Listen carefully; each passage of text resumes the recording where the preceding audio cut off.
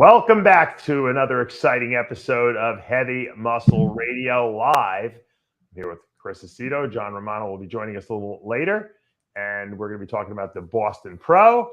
We're going to be talking about William Bonac and how he will fare maybe at the Mr. Olympia later this year, and all the strategic and miscues and things that went right and wrong this past week. And Chris, how's it going over there?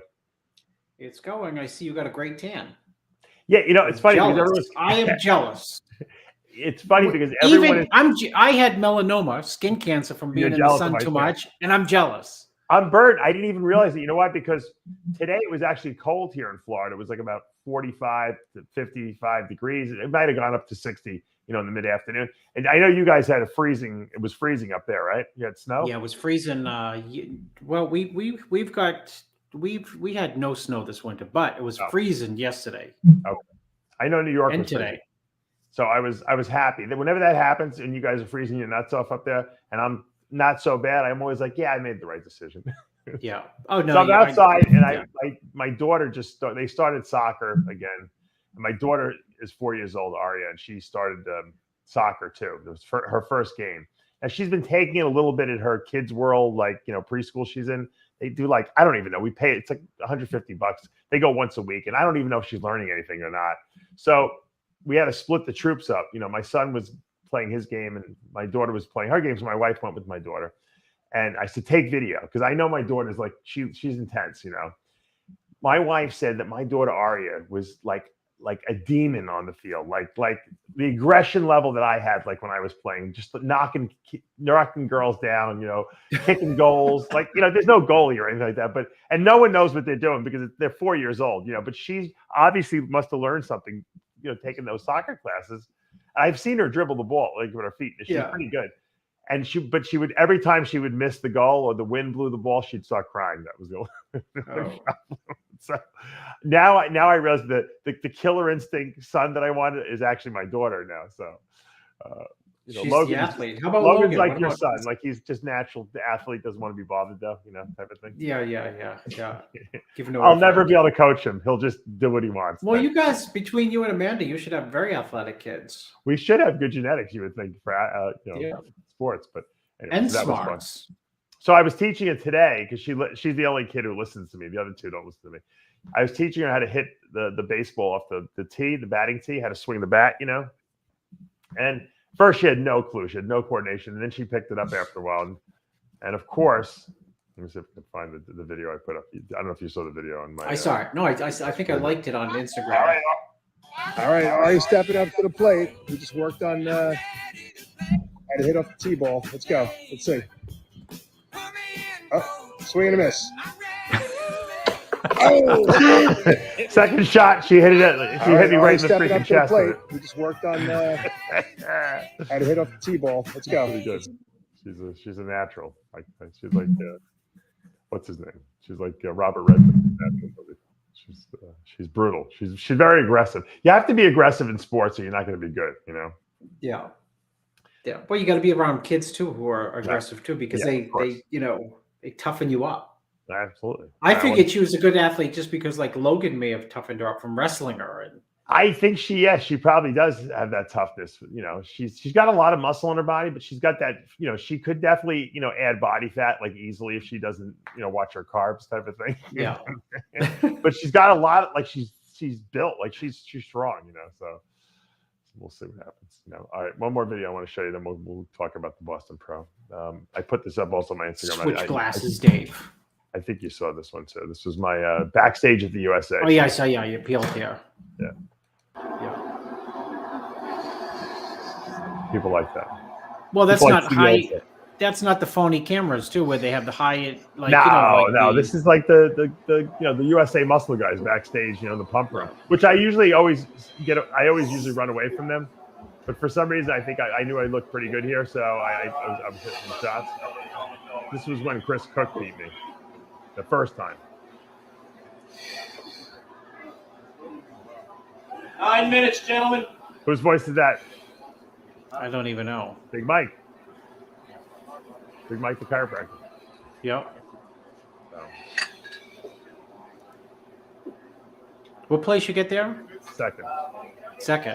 By a point, right? I think so. It was it was really close because Chris didn't look like he did when he won the Nationals. He was smooth here, but he had a nice shape and structure. I don't know. He was being filmed by some camera crew. I don't even know what they were filming him for, but anyway. So that's my 2 little videos for the day. I'm going to show you. Now, where were you this weekend? Because you said you were out all day Saturday. No, I was since the Arnold. I've been sick. Oh, really? You still? Went out today. Yes, because I freeze a sweat at night. I'm like in either Florida at night or Maine at night. I can't figure it out. Really? Freezing. And you don't have COVID? Or you Nope. didn't test? No, I tested on Sunday, Monday, Wednesday, and Friday. Those are my symptoms when I had it. Freezing at night. So today, my wife and 2 younger kids, we just got out of the house because I haven't been out of the house really. Right. I was supposed to look 90 minutes from the Boston Pro. I could drive down there. The way I drive, I could make it in 60. Yeah. I couldn't go. Or I just too afraid I'd be driving down and like steam up the car from sweat and wouldn't be able to see out the window. Right. Well, you also don't want to get anyone sick too. But the weird thing is that yes, COVID is going around a lot, and it's very easy to catch this this form that's out there. But there's other stuff going on out there. The Arnold Classic, let me just tell you, I love going to the Arnold Classic. I almost like it better than the Olympia. But although now that Dan's taken over, I think the Olympia is going to be a little better. But I love the Arnold, but every year I would go, I'd get sick. It's impossible not to. There's 100,000 people in one place. There's a couple of sickies going in there, bringing something, some virus or some, cold or something. Always. And every year I would, especially when I worked the booth, Chris, because, people come up and take a million pictures with you. Every year I got sick, and it was without fail. You just knew it was coming, and it's no different. You don't need to get COVID. There's a million other, little viruses and bacterial infections out there that can be passed on. And think about how many people, I don't know if you ever sat at a booth there. I must have shook 10,000 people's hands, between the booth and just walking through the expo and people sweating and rubbing up against you. It's inevitable, and there's no way you can't not touch your eye or your face at some point. Yeah, well, 5,000 of those people shook 5,000 other people's hands. So it's really like you didn't, you know what I mean? You didn't shake 10,000. You shook like the equivalent of like 40,000. Right. It's like 100,000 people all have whatever all those 100,000 people have. They're all going to have it when they leave. That type of thing. So it is what it is, though. I'm glad you're at least feeling a little better. So, what'd you think of what'd you think of Bonac between last, at the Arnold versus Boston? I thought he was better here. Yeah, I did too. Look fantastic. What's so funny is I went to prejudging Dave, and I'm like, his legs look still a little down, right? Yeah. And he looked good in prejudging. He looked really good in prejudging. You're talking about the Arnold. At the Arnold. Okay. And he was clearly much better at the night show. And I think this is like the best of both worlds, or even just better, period. He's just better here. He's just overwhelmed. This is a great lineup. I think this is a great top 4 right there. Yeah. And, he just blasts him off the stage with pure density. Yeah. He's just so much denser than everyone else. He's got more muscle complete per square inch. Yeah. He's more complete. He's very complete. Yeah. He's got muscle that hangs off his body. What do you think? Here's the question I had for you. Better here or better in 2017? I think still better 2017, but he's close here. He's great. His quads look really good here, but they were just atrocious. Like just off the hook in 17. Yeah. 16, 17, he arguably could have won a lot of shows those years. I think his pec fullness, 16, 17, 18, whatever those years, he had fuller or bigger pecs, but he's markedly, the 2 years that he was off, like not the William Bonac that we're used to, is this past year's Olympia was like way off for him. Mm-hmm. He just didn't have the wow factor. Everything was there. He striated glutes, crazy hamstrings, Christmas tree, but just not big. And then 2000, the year that Brandon won the first time, for him, he was 19? like way 19? down. Yeah, way downsized. Mhm. I think this Bonac just absolutely crushes. For example, I think Howdy Chopin have his hands more than full with this this Bonac, because it's just a much bigger, better version that we've seen, in a long time. Is this a better Justin Rodriguez than we saw last week? Because last week at the Arnold, you were saying how he was like almost without a spilling doubt. over, and then he spilled over at the night show. I think this was a good. I think a good basically compromise here. I think it's a great version. His legs were sharper, much sharper. His midsection was much sharper. Yeah. I agree. And then his back double was absolutely fantastic here. People talk about how much muscle Brett Wilkin put on and Samson Dowd. Totally agree with you. I think Rodriguez in the last 3 years has made insane gains. Me too. Tremendous gains in muscle density, muscle size, midsections in check, for adding that size. Yeah. A lot of people blow up the whole. This was definitely, it was definitely better than the Arnold, which, is hard to do because sometimes when you're that full, I mean, he was, I thought, too full last week, which already seems like 3 weeks ago, but he was probably too full. And then sometimes, it's very hard to tighten up when you're that full, because what do? You're already so blasting full, you have to like either, drop your carbs way down or, drop them down and deplete and do tons of cardio. Regardless, the end result I thought was like perfect for where he's at right now. I agree. I think that whatever he needed to do, he's been doing. He's been making the improvements. I think he's listening to the judges. He's obviously having some really good gym time because the guy is making improvements left and right. And you can tell, the guys who are in the gym busting their ass versus guys who are kind of just, coasting along and putting on 2-3 pounds a year. The guys who gain 7 to 10 pounds a year are killing themselves in the gym. They're training like their life depends on it. And that's really what you need to do. You can't just sit back on your laurels and say, okay, the muscle's just going to come by me taking the drugs and eating the food. That's not going to happen. Now, once you get to a size where you're kind of where you need to be and you're just refining, that's a different story. But if you want to make improvements, especially as a pro, you got to do the old Dorian Yates, Ronnie Coleman thing. And we know this, Chris, because we've seen plenty of guys hit that pro level and just really not really change that much from year to year, Yeah. Yeah, no, he's changed, drastically in the last 3-4 years. And, what a lot of people don't realize is, I think his strength right now is his back double bicep, front double bicep, and his width on both of those poses. He's much wider than Bonac. I'm not saying he's better than Bonac, but he's very, very wide. He potentially could beat Bonac in both of those poses. Not yet. Yeah. But he's very wide.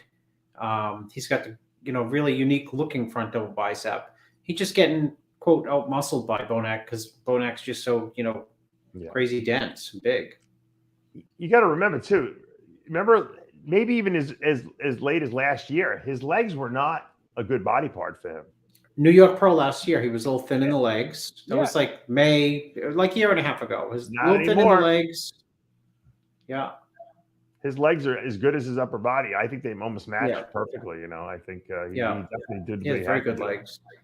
Which goes to show you that, some people say, you either got legs, you don't have legs. No, that's not true. If you train your legs hard, you'll grow legs, Some people just, just don't want to train them. They don't like to get under that squat bar and put, 500 pounds on their back and squat. It's not a fun workout. Chris, you're a very good squatter.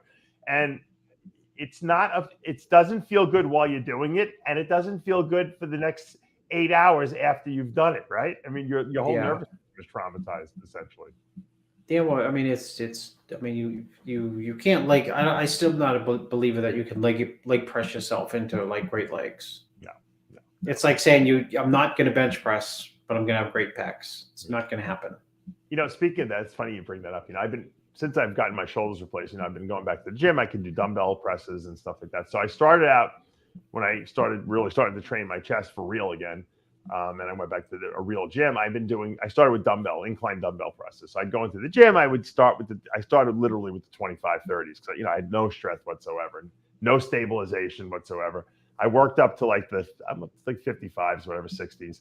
I don't need to go any heavier than that at this point because I don't want to, overstrain my brand new shoulders. And so like the last 2 weeks, I said, I'm going to try incline barbell press because I haven't done that in so long either because that was such a painful movement with my shoulders. And of course, I started with the bar, and I put 10s on there and 20s and then 25s, and I stopped. I didn't go heavier than 25s on each side. And then this week I went to 35s. And what a difference from using machines, which is what I was doing, prior to going back to free weights. It's a whole new world. Just stabilizing that bar. And my chest, I just feel it so much more in my pecs, like in areas all over my pecs. I'm the number one hate machines guy. Right? I just hate them. I just can't believe people use them. You get on a hammer strength incline and you do it, and you really feel a crazy isolated pump there. But the machine is stabilizing the weight for you. You just don't get the same results. Listen, Dave, you know what? The only thing I hate more than machines is the machine that you put on and gives you that pump, the electrodes. Just quote me. You don't have to work out, right? It'll destroy your physique. I don't care who you are. You could take Bonac, put him on that machine. He'll show up at the Olympia and he'll be 7th. Yep. One year, I've told this story before. One year I decided, Steve Weinberg said, you got to try to bring your waist down a little bit. So for the 96 season, I didn't squat. I just leg pressed and did some hack squats. And you know what? My waist did come down a couple inches, like 2 inches. But my legs just didn't look the same. And that was a strong body part for me, Yeah. They had no sweep. They just kind of straight. And they just like everyone else. They become like everyone else's. That's right. You got to play up your strengths, I would say this. I would say, geez, I want to bring my waist down. I said, get an inch bigger. Just get your shoulders 2 inches bigger. That's right. Fix it that way. Yeah. What? It's funny. Flex Wheeler, those guys squatted, and their waist was teeny tiny. Cormier squatted. He had a small waist. So waist size is very genetic. And obviously training properly too. You don't want to. Yeah. If you're using your back and your waist and your core to kind of move the weight, then maybe the weight's too heavy. So that's something that you have to kind of just balance when you're doing your free weight movements. Don't cheat. It's like the guy who gets on the bench and uses his shoulders to push the weight up, and then he wonders why his pecs aren't big. Yeah. But he's got these giant cannonball delts. Yeah. So, look, I've seen at least the newer guys that are coming out now, Chris. It seems as though these guys are really training hard in the gym lately. Have you noticed that? Like the new guys, the Nick Walkers and the Hunter Labradas, these guys are like, back to the old days where they're pushing free weight. Everything follows a trend. And the trend is people look at who's moving up in the ranks, and then they say, what are you doing? And if Nick Walker was doing machines and supersets, everyone would be doing machines and supersets. If he's doing free weight, heavy, 6 to 10 reps, everyone will follow him. That's exactly the way it works. No, you're right. And it always seems that the big guy on the block is the guy who dictates, who everyone follows, whether it be Dorian Yates or Ronnie or, whoever it was back in the day, Yeah. So they people copy who's what they think is, working for that person at that time, who's on top. Yeah. What did you think of Kuklo this week versus last week? Even better this week. I think he's fantastic. Why? Shredded. Why was he better? Shredded. I guarantee. I was not there, but I can tell by the, thin skin, zero water retention, absolute best look. I think it was a slight, which was smart, slight flat at the Arnold. Mm-hmm. I think he got a little bit fuller here and kept the same condition that he had last week. I think it was I think I had Justin in second, and I had Steve in third, and I love Steve's physique, and I think it would be a coin toss for some people, which one you prefer. Mm-hmm. But I think where it came down for me between Justin and Steve is the front, which I already highlighted Justin's strength, the front double bicep, which Steve, I think, Justin wins, and the back double bicep, which Justin wins. I think Steve was sharper. But, it's not a conditioning war sometimes. It's a combo of things. My assessment when I did my wrap up is that Steve just needs more tissue. He needs more muscle. It's not that he's not flat. His conditioning is perfect. No. He needs to be bigger. I mean, I know it sounds crazy because he's the biggest guy on stage, probably weight wise, but he's got a huge structure. He's like a Dennis Wolf.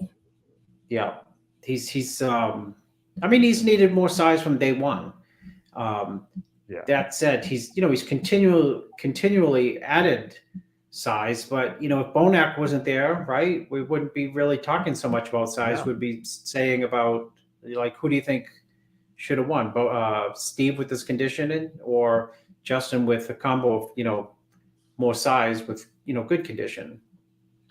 What if you're advising Kuklo at this point? What are you telling him to do? Obviously, I don't know if does he have enough points to qualify for the Olympia? I'm not even sure if he does or not. But I don't know. It just the year's just gotten going, right?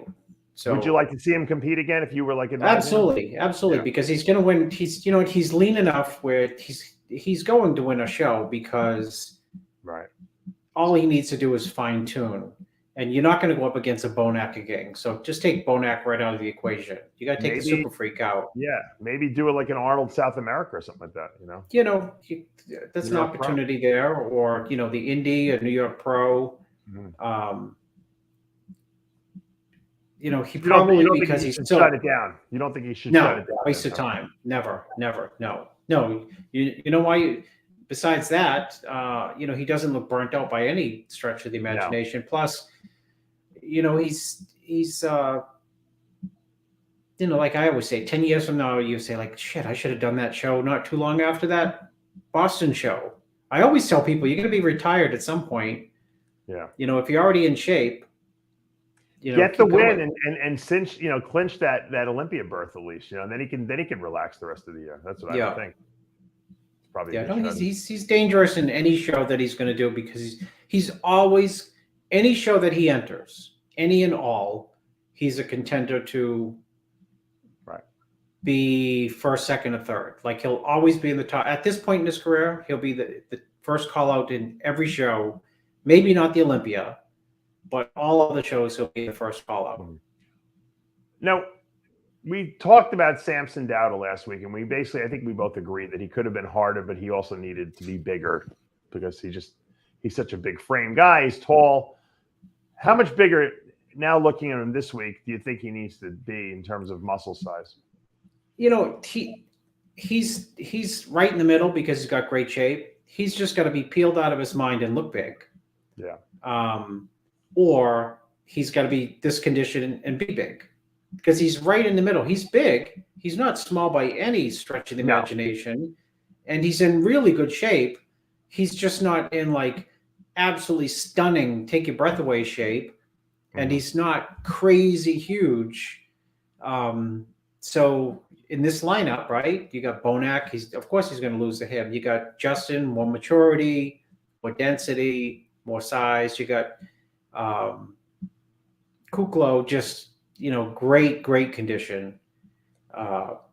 So, you're relegated to after them. Right. I mean, he looked great. I think he looked better here, though, than he did at the show last week, which is always, I was really impressed with actually him, Bonac, the top four, because a lot of times, when you lay it all on the line for the first show, mentally it's hard to come back for another show. And when you lay it all on the line, you inevitably are screwed up with some type of weird water. Meaning, if you try to cut your water, then by Tuesday you look like crap because you rebounded. Or if you took a diuretic, by Tuesday you look horrendous because you get a rebound. It's so hard to control. And all these guys look better than last week. Yeah. I thought, Matt, Max Charles looked really good. Not at the prejudging, but at the night show, he looked really good. Yeah, he looked I mean, very good at the right? night show. Yes. I mean, I don't know what he did. Was he working with Milos this time or no? I don't think so. I think they parted ways over a year ago. But he at the Yeah. night show, he looked very tight. I mean, his glutes and hams were in. It's hard to get his glutes and hams in. You know, the weight has to be down. Body He's weight got has one to of be the best down. upper bodies. We know that. Oh, for sure. I mean, just I thought he looked very good here. Yeah, pecs. His abs were good. His legs didn't look small at all. No, and his back double looked good. His back double looked very good.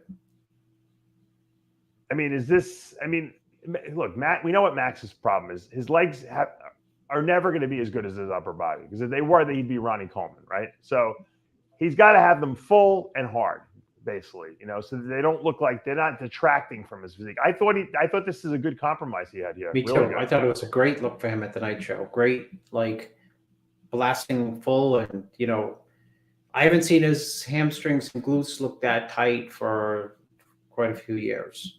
Yeah. I mean, they weren't peeled. Right. You know what, Dave? It's so funny. I was going to say that, but I didn't want to I didn't want you to think that it was like I was being negative. Like, how old is he? I hate when people say that. Like, no, you know what? This guy? Max is one of these guys who looks like he never ages. He's got to be he's got to be close to 40, right? If he's Haitian. They never, you see a Haitian guy who's like 80, he looks like 60. 80 is 60, 60 is 40, 40 is like 32. It really is amazing. I mean, the guy looks like he could be 25 years old. I don't know. He doesn't have like a wrinkle on his face, but none. What happened? I know a lot of people ask. I'm watching in the comments here. What the heck happened with Regan Grimes? I mean, we said it off camera last week. We were talking about, we're like, because he looked like he had spilled over last week at the Arnold, and you said he'll probably try to carb more this week and cut more water. I don't know if that's what he did or not, but I thought he looked better at the Arnold. That's just my personal opinion. He did look and better. He looked smoother here. So what do you think happened if you had to speculate? Remember I said, like on Tuesday, I said I was impressed with the top four. Like if you cut your water or take a diuretic, and on Tuesday it's very hard to control. I mean, I know a lot of people who I know a lot of people who've won pro shows who I've coached, and then on Tuesday say, "Gosh, looked terrible today." And they didn't usually eat a by lot. Thursday they're back. Usually by Thursday they're back. But when you're, and I think it's a fact that Reagan is, if you hold a lot of water, and you do back-to-back shows, sometimes you're a disaster on the second show because your body, like if it was 2 weeks, he'd have time to okay, I was holding too much water at the Arnold. I was too full at the Arnold. So I have after the show, I can eat a little something, then start coming down a little bit Sunday, then hit it hard Monday, Tuesday, Wednesday, Thursday, Friday, Saturday, Sunday, Monday, Tuesday, then think about carving up for the show 2 weeks away. But in his case, when you hold a lot of water, you're not down enough, not depleted enough on Tuesday. So by the time Thursday rolls around and you start pounding carbs, it's just it's like watering a plant. When you water a house plant that's just dry, and you can put in 3 cups of water, it's like watering a house plant that your mother just watered, and then you didn't know it. You came by and started to water it, and the water comes right up, right up through the planter. So he put on a tremendous amount of muscle. Yeah, it's a shame he didn't hit his peak, the way he should have, because I think he would have done very well. I mean, I'm impressed with his improvements he made over the last 6 months. Oh yeah, no, he's doing it. I've been saying it since for years. I said he's like a wolf. He's got a lot of width, a lot of size. That, I mean, look at that back lat spread. Really, minus the water, it's outrageous. But he's got all the tools. What the other thing is, it could be nerves. It could be nerves. I mean, there's high expectations for him, and he comes into the Arnold, right? subtle nerves. You come into the Arnold and you don't do what you expect when there's big expectations for you, or maybe you're nervous going in there. I'm not saying that he was like dialed in out of his mind and nerves came in and caused him to look like he did, but it plays a role in some people. And some people can be, Dave, some people can be nervous as hell. Some people can be nervous as hell. I've seen people like in an amateur show before. It's not often, but like just ripped. And like the next day, just like, you sure you didn't eat like 20 pizzas? It's just all nerves, I'm not saying that's it, but it can be a contributing factor. I think he made a lot of improvements from last year. I mean, seriously, I don't know how much muscle he put on, but he looks like he put on 15 pounds at least. But I think he still needs to put more on because, once again, he's a tall guy, big frame. His legs were really small, I thought, last year, and they look way, way better now. I still think he needs another 10 pounds on his body, at least. And when he does that, which I know he will, because he seems like he's in a good zone now, as long as he doesn't let this loss negatively affect him, I think he's going to come back next year as a much better bodybuilder. He's just going to need – I think he's still young. He just needs another year or two really to fill out that frame. And, he's got the shape and structure down pat. He's a good poser. Yeah. He's just not there yet. He hasn't arrived, as we say. I told that to Akeem Williams and Juan Morel for 5 years. I think they wanted to kill me after every show. I'm like, you haven't yet. You're not there yet. I said, you're not there yet. You're not there yet. And then finally, when they were there, I said, you're there. You made it. And then it takes some people. It takes some people years to get the muscle density, like the true mature. And he's never going to have the density that a Bonac has. No. Some people just genetically have, much better, finish to their muscle fibers. Chris, when I competed, I think I was 22 years old in one of my first shows, and in New York City, I think it was like I don't remember what show it was, but it may have been the Eastern USA, and Kai Green was there. I didn't know who he was. He was a teenager, and the kid, one of the guys I was friends with who was there with me, said, "That guy, I've seen him compete before. He's really good." He looked like a fat, pudgy guy. He took his clothes off. Even on stage, when he walked out there, you could see he had still looked fat. Yeah. But he still looked fat. And then he locked his leg down from the front. He had it, like I'm saying, he was 19 years old. He locked his leg down, and there were slices and that crustaceans in his thighs.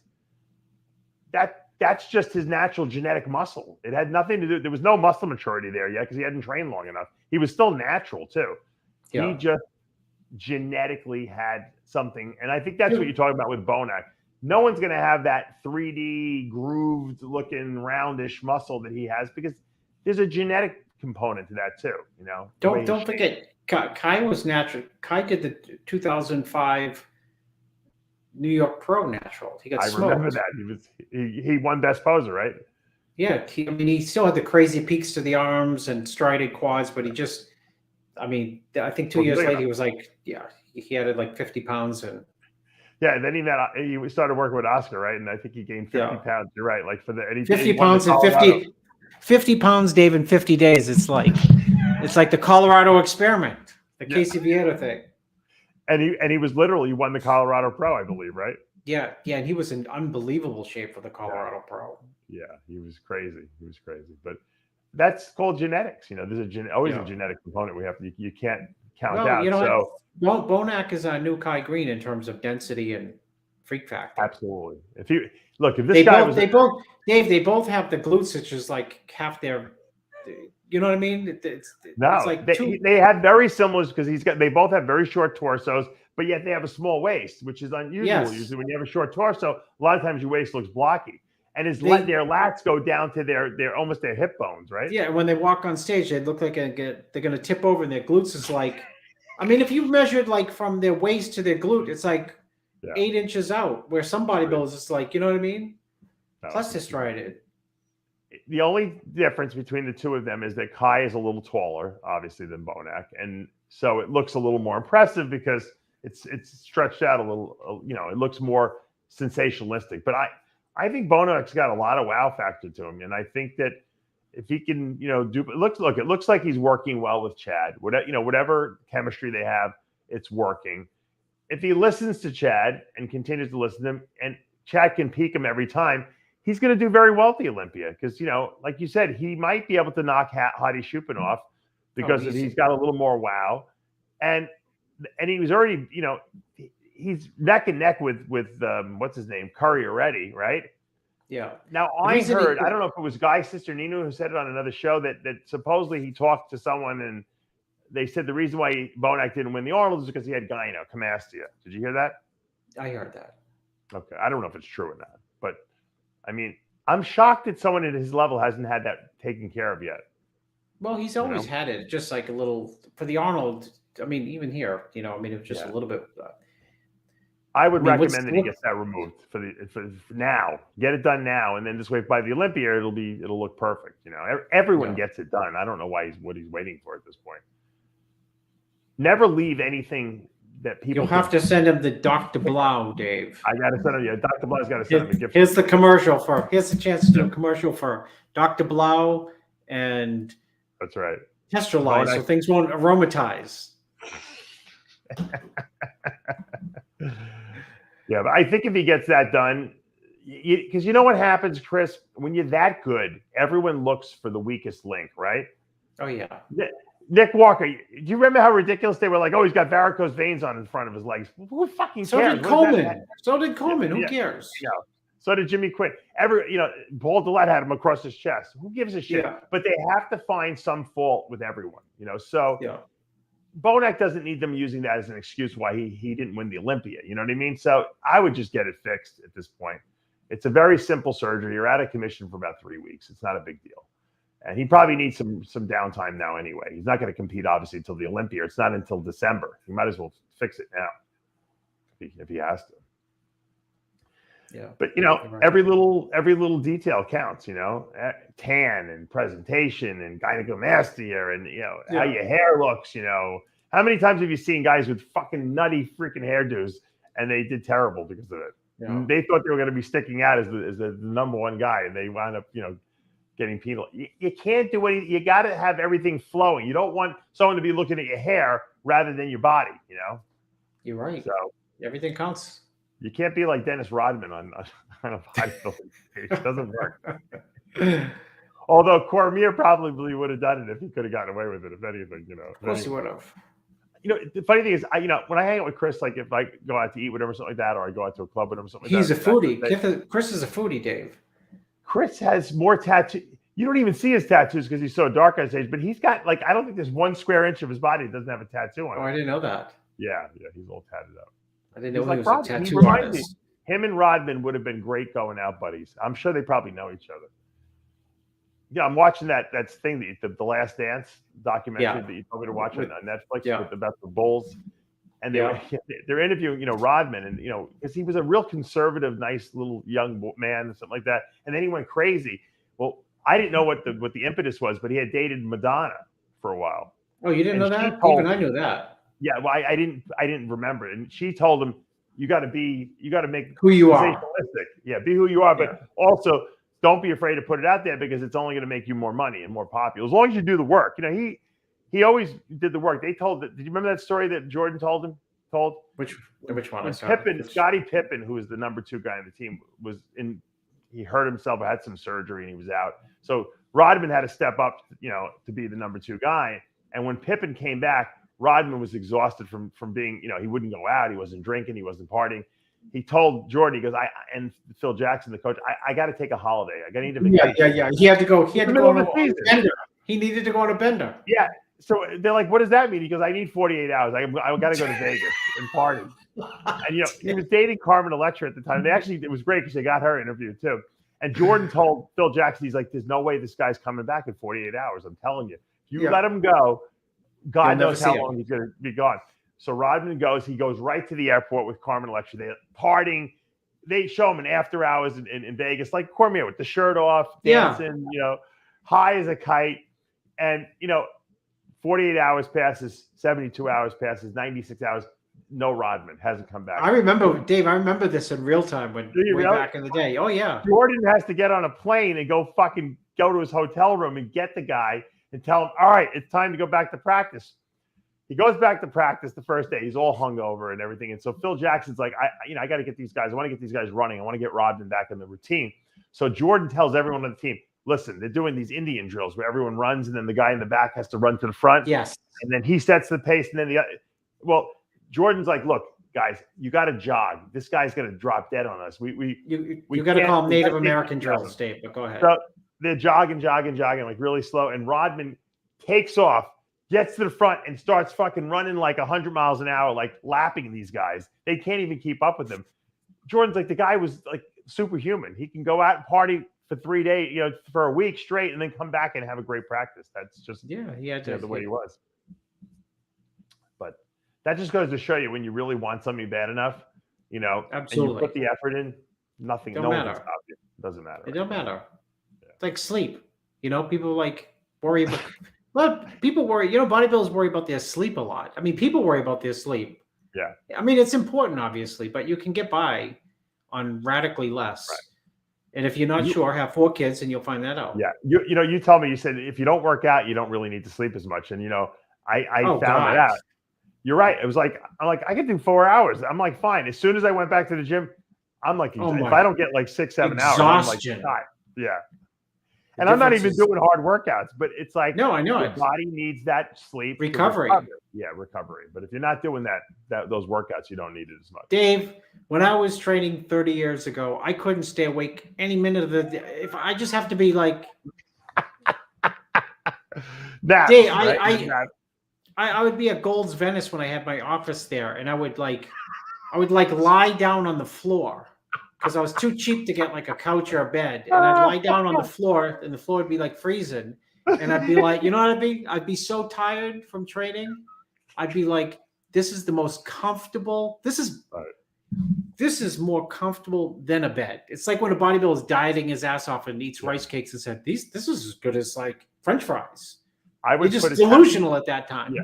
I would take a towel and put it over my arms and just put my head down and just sleep like that sometimes. Like just that's how tired I would get, But anyway, sleep is important if you're training hard. Absolutely, 100%. Classic. Let's talk about the classic at the Boston. Urs Kalasinski. Obviously, he comes back, but Ramon is not there. Rough Diesel's not there, so he's the next guy in line. What did you think of the way he looked here versus the Arnold? I think he was better at the Arnold, but he looked good here. I just think he was really good here, but he was outstanding at the Arnold. What did you think he wasn't as good here? I think he had more fullness in the back double. I mean, if you look at the back double, I was coaching the guy who got 4th, and I don't even think he won the back double. Yeah. So I mean, you can't not win the back double against a nobody. So that tells me that, he had fullness issues only in the back double, mostly in the back double this week. And in the side chest, he was like super tight last week where things pop, pecs pop more, shoulder arm tie-in pop a little bit more. The hamstring had superb, deep line last week. And that's the expectation because he has tremendous structure, good size, not outstanding size. It looks that way because of his structure.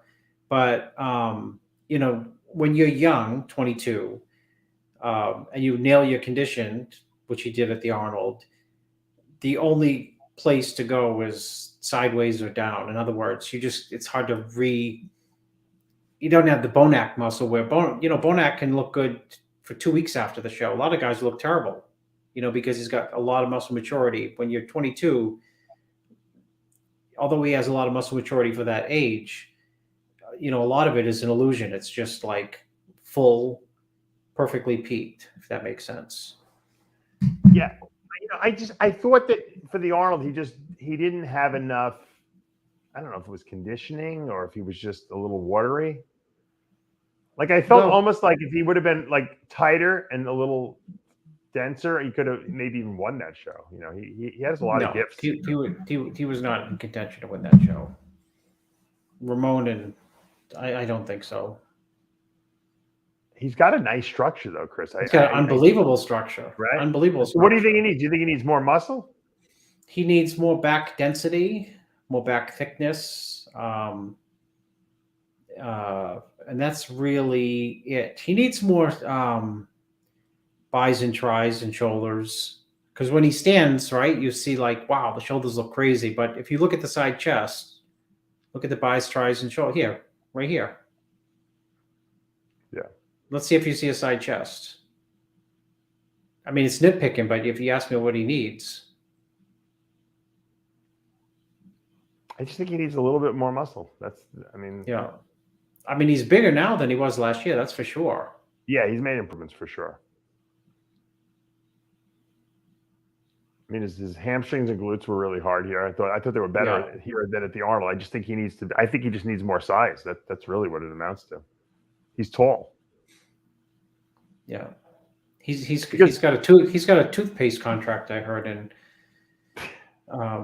Poland. Does he? I think he's from Germany. Yeah. Oh, I thought he's from Poland. He's got the perfect teeth. Oh, he does. Yeah, he's the. He's got the perfect teeth, and he may rival Jay for like best hair at that age. Yeah, I got news to you. I saw Jay at the Arnold. Was he at Boston too? Yeah, he was I think he was part of the Boston show, like promoting or something. Yeah. That guy has got the greatest hair of all time, right? Doesn't he? I thought you had good hair. Your hair looks horrendous compared to his hair, and you have a good head of hair. Well, wait a minute. There's an 8-year difference, so come back in 8 years. No, I'm just saying that the level of like the density of his hair is like, I know. It's like the guy must have no DHT receptors in his scalp. Well, I use Testralize to kill the DHT. I know. You got one hell of a head of hair. You have a great head of hair. I would dream to have your head of hair, but I'm just saying Jay's hair is unbelievable. Jay's like the without a shadow of a doubt, the physically best adjusted post Olympia You're right. winner of all time. Yeah. Listen, I told Jose Raymond, I said, me and Jay ate lunch on Saturday, the day that I took off to Maine because I wasn't feeling well. Yeah. And he was sitting there eating, and I thought, wow, he's wider than everyone on stage still. Dead serious. I mean, I guess your natural bone width doesn't shrink. Yeah. I said, Jay, you got more width than anyone on stage, and you look as young as anyone on stage, and your hair is definitely the best. Lee's chiming in the chat. Lee Priest does have a good head of hair too. I got a hand, but not as good as Jay. Sorry. Well, that's because I only used a little bit of Cyprianate, and I would add some Winstrol tabs close to the show. Now you know. Well, you're doing his diet now, so you should know exactly what he's doing right now. Yeah, I said, what are you using, Lee? He said, nothing for a year. There's no bridge. There's no Australian bridge, like a bridge from Australia to China or Australia to Los Angeles. Yeah. I'm only on a bridge of 5,000 MIGs. So what'd you put him on? Nothing. Chiclets. Chiclets. 500 milligrams? Nope, less. Ask him. Him. Oh, he likes 400 milligrams, right? Isn't that his? Less. Really? Less. Yeah. Like 200? More. 300. Oh, okay. He'll probably gain like. I'm sure he'll explode. I think you're in unbelievable condition for because he eats twice a day, and all the muscle he needs is actually there. Technically, I've seen I see very good pro bodybuilders who are worse than him when they say I look good. We got 20 weeks. I'm like, oh my God. There's people on. Because he's still, he lives the lifestyle. Yeah, he doesn't eat perfectly, but he trains all the time. So he doesn't, and he's got freaky genetics. So as soon as you get him in a structured plan, and he knows because he's all or none. He's like you. Once he commits 100%, his body will change like crazy. I know it. Yeah. So yeah, well, that's exciting. We'll get to track that, and I see they're doing this. Arnold South America is coming up in the next couple of months, and I see Rafa's doing that. Is that going to be? He's getting ready for it. He looks. he's definitely brought up. He looks good. He looks like he always looks. He's definitely. I'll send you a picture, Dave. His back double and back lat spread, which are key poses, can beat a lot of people now. He's very popular. He's very popular. Yeah, I mean, I think he's, that's a great show for him to pick as his show to do because, structurally he'd beat this lineup. Of course, he wouldn't beat Bonac, but I'm just saying structurally, he's got the structure, the flow, condition. It's always just simply boiled down to somebody can have more mass than him.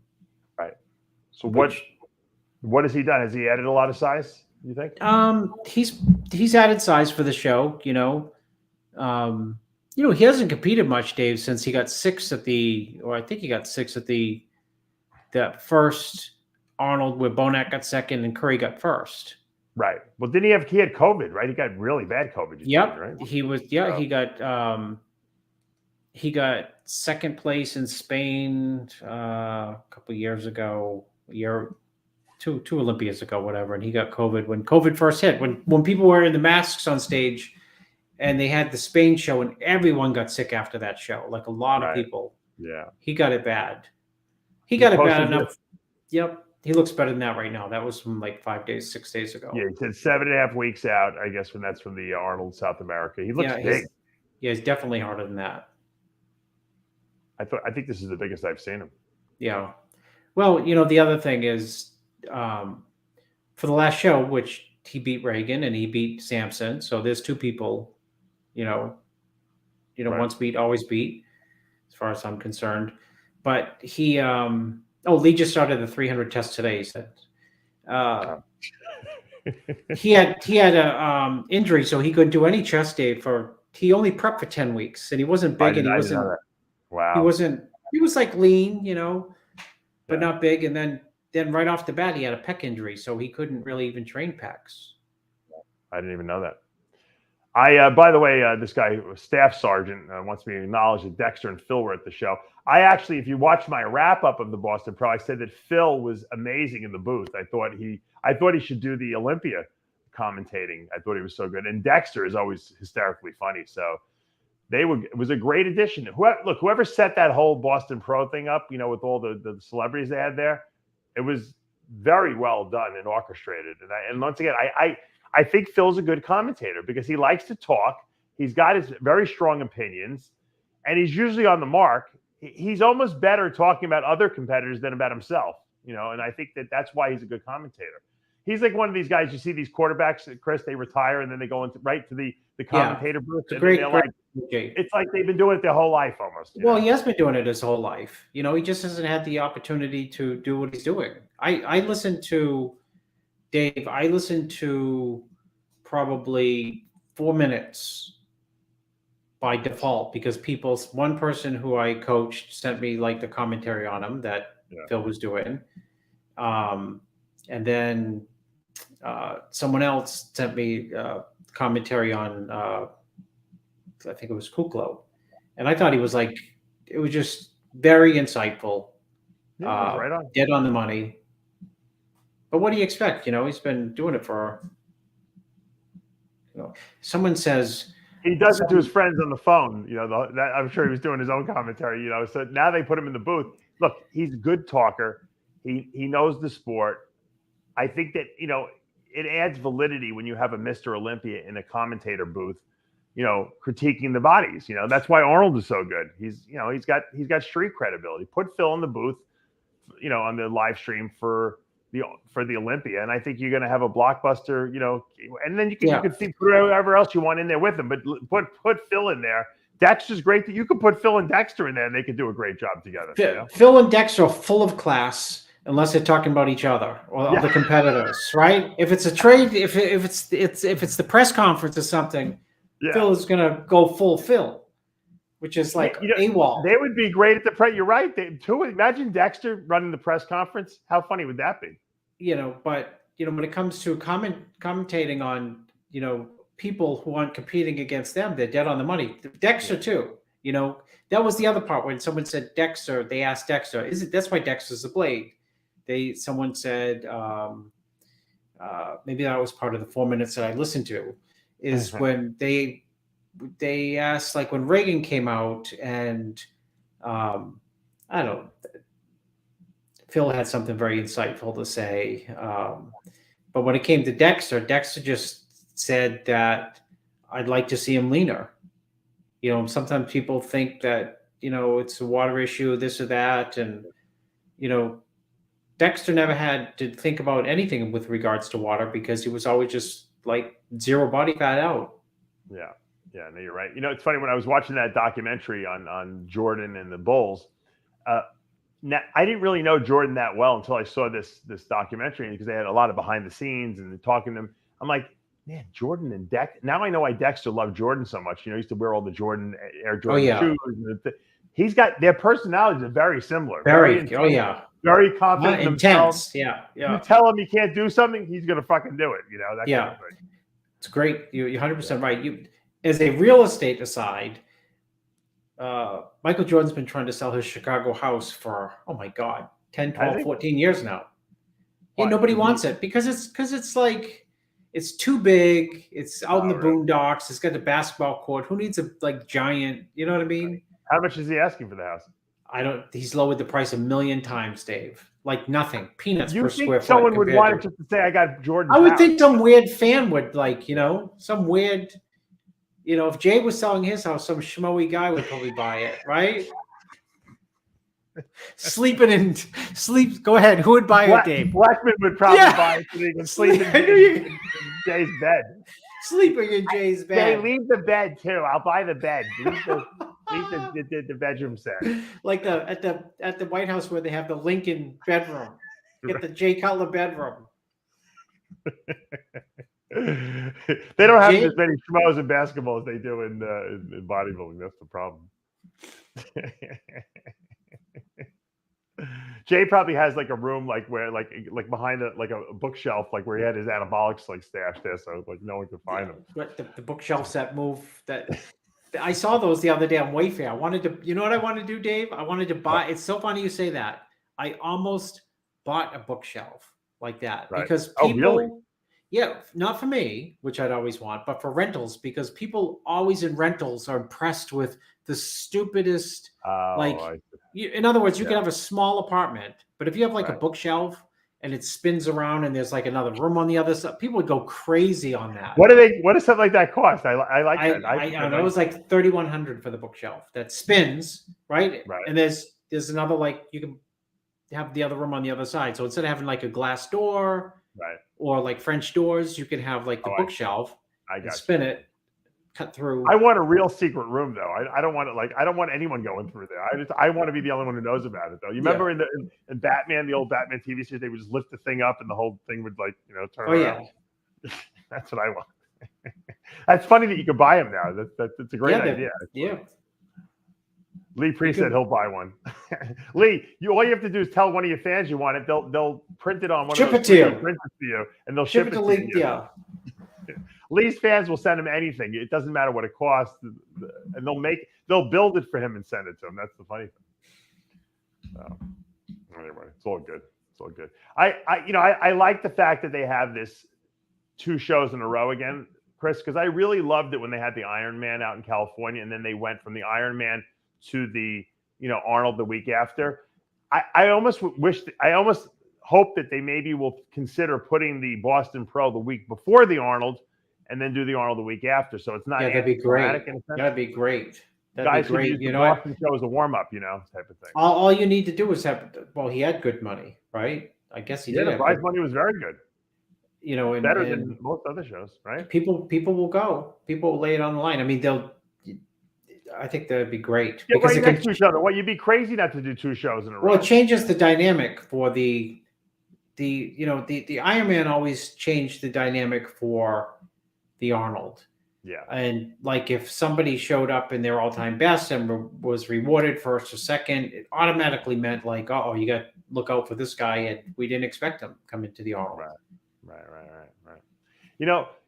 Tony Doherty's got to be freaking knocking his head against the wall because, it used to be the Arnold, then the Arnold Australia was the week or 2 later, and that was like, mean, for what was it, like 2 years they did that, I think. And he always had the Australia Grand Prix after that anyway, before it was the Arnold, Australia. And that was a great bang because the guys would go from the Arnold, they'd fly to Australia, they'd bring T-shirts and pictures, and they would make a fortune there, not just from competing, but from sitting, signing pictures and stuff and merchandise. And, I hope at some point these crazy Australian government opens up their borders again and lets people come back into the country without having to quarantine for fucking 2 weeks, at your own expense. So, because, it's a real shame. It's a great experience if you're a bodybuilder, if you get a chance ever to go to Australia, because they really love their bodybuilding there, Yeah. What did Lee say when he was at Doherty's? I didn't even know him. So nice story, Tard. I don't know what that means. I don't know if that's real. Is that really Lee? The real? I don't know. He got the. I think he was the one who got the. Maybe I don't know. Did he get the test prescription right? That was Aaron Singerman. Lee said he actually has another Mexican underground lab that wants to sponsor him for the show. I said, tell them if they want to sponsor you, they got to smuggle the stuff into Australia for you too, because that's going to be the biggest challenge. I said. Well, every when I was in Mexico, everywhere you go at the pharmacies, they had pictures of Phil. Phil's got to get his lawyer down there. Phil's endorsing all the underground steroid. No, it said the regular steroids. It would say steroids for sale. Every pharmacy, and then have a giant picture of Phil right next to the sign. Steroids for sale here. Yeah, Xavier said that they're open for business now in Australia, but he doesn't know the rules. Xavier, the rules are that they're really not open. They're just telling you that they're open. that's the rules. They're full of crap. Look, if they were open, Tony would be, launching his show for sure, because you guys can't even, no one even leaves Australia to compete, so it's been terrible for Australian bodybuilders. You guys were on the rise. Everyone was doing really well there, and there was a lot of new pros. And then all of a sudden with COVID, everything just got shut down. It's a real shame. I hate to see that, but hopefully they'll straighten all that out by the end of the year. I'd love to see some Australian guys make it to the Olympia. At some point. They gonna have the Romania Pro this year, or is Putin gonna nuke? Who knows? Yeah. Australia is the Mexico of China. I'm trying to figure that one out. Australia is the Mexico of China. It sounds so stupid. It might actually be. It might mean something. Let's see. Yeah. What did Xavier say? It only just happened, I think. Guys from Australia. Meaning this year. Meaning the Chinese get all their juice from Australia, like the Americans get. I don't know. I guess. Well, you know what? I'm glad Chris and I kind of had the week off in a sense, but whenever there's a bodybuilding show nowadays, these promoters have been doing such a good job with the live stream that I got to tell you, it's a pleasure to sit in my house and watch the show, and then I can go right to my computer, my studio, and I can do a wrap up of the thing, and I don't have to sit there for all day long and get on airplanes and hotel rooms and be away from my family. So I really send a great job to the Arnold people. Great job to the Boston Pro. That was 2 for 2, Chris, with 2 great live streams. Yeah, Jose Raymond said that the production value of the Boston show was off the charts. It was tremendous. Like in real life. Oh, at the what did they get Bonac? I heard Bonac didn't get his car though. Did you tell me that someone else told me they didn't get a car? I can't imagine them promising a car and then not giving it to them. That would be terrible if that was the case. I'll find out. I'm sure. Look, Bonac, if he doesn't get his car, he'll be on social media in 2 seconds talking about the fact that he didn't get his car. What was it supposed to be, like a truck or something like that he was supposed to get? Yeah, truck. They gave him the keys, I heard, but there was no car. No, I'm just kidding. Maybe it's a voucher, Chris. You have to go pick it up or something like that. I don't know. All right, we're going to wrap this thing up, guys. Hopefully you're enjoying this live Heavy Muscle Radio every week, and we'll keep doing it if you guys keep loving it. Next week, we'll have the full contingency of John. And John doesn't like to come on when we do contest, wrap-ups. Why? Because then he has to watch the show. He's too lazy to do that. Well, you can just look at the pictures. 1, 2, 3, 4, 5. That's true. All All right, as we say every week here at Heavy Muscle Radio, The truth hurts. I didn't say it yet. I know who With screwed it up. Who screwed it up last week? We did that. Lee? No, it was Hanson. Oh, John Hanson. You'd be like comes this. on once every 6 I know. months, So David, we got to. I'll be Hanson. Ready? Go ahead. Yeah. I'll be Hanson. With Heavy Muscle Radio. The truth hurts. Good night, everyone. We'll see you next week.